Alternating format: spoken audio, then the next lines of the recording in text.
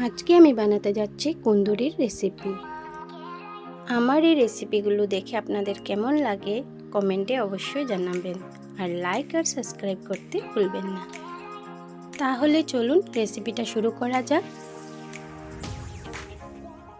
এইখানে নিয়ে নিলাম আমি কুন্দুরি, আবার এটাকে কেউ কুন্দরুও বলে। আপনারা কি বলেন কমেন্টে অবশ্যই জানাবেন।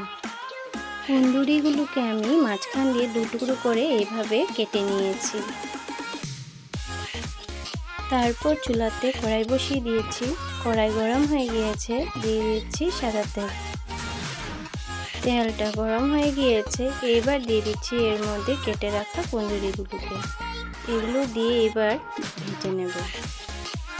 এর মধ্যে দিয়ে দিচ্ছি 1 চামচ নুন, দিয়ে ভালো করে ভেজে নেব। এবার ঢাকা দিয়ে দিচ্ছি। এবার ঢাকাটা তুলে নিলাম। নরম হয়ে এসেছে, আর একটু সময় নাড়িয়ে চাড়িয়ে আর একটু ভেজে নেব। এবার দিয়ে দিচ্ছি আধা চামচ হলুদের গুঁড়ো, দিয়ে আবার ভালো করে ভেজে নেব। আবার আর একটু সময়ের জন্য ঢাকা দিয়ে রেখে দেব। ঢাকাটা তুলে নিলাম। এবার কুন্দুরিগুলো ভালোভাবে ভাজা হয়ে গেছে, নামিয়ে নেব।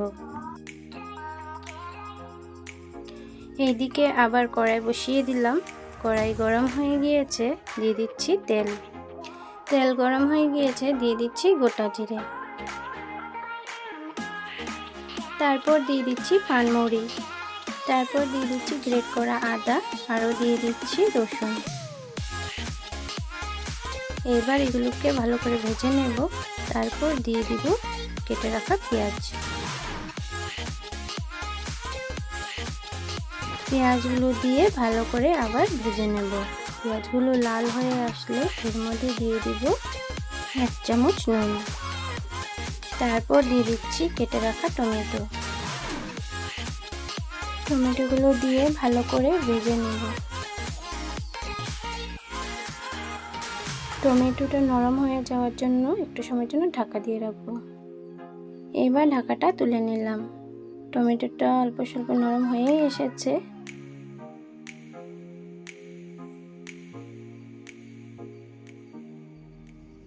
এবার দিয়ে দিচ্ছি এর মধ্যে দই। দইটা দিয়ে ভালো করে ভেজে নেব।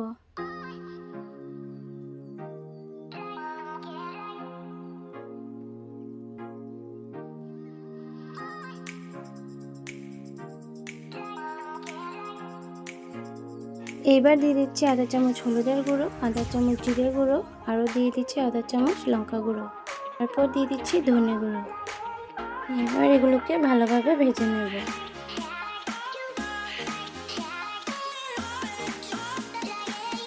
মশলাগুলো ভাজা হয়ে গেছে, এর মধ্যে দিয়ে দিচ্ছি কস্তুরি মেথি। কস্তুরি মেথিটা দিয়েও ভালোভাবে নাড়িয়ে চাড়িয়ে ভেজে নেব।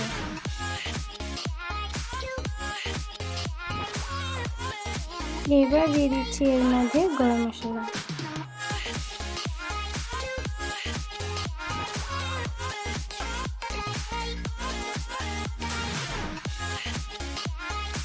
গরম মশলাটা দিয়ে ভালোভাবে ভেজে নিলাম। এর মধ্যে দিয়ে দিচ্ছি কুন্দুরি ভাজা।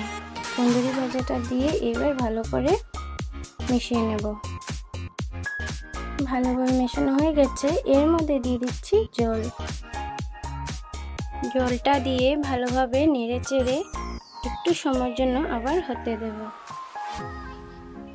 এইবার ঢাকা দিয়ে দিচ্ছি। ঢাকাটা তুলে নিলাম। কুন্দুরি হয়ে এসেছে, এবার নামিয়ে সার্ভ করে নেব।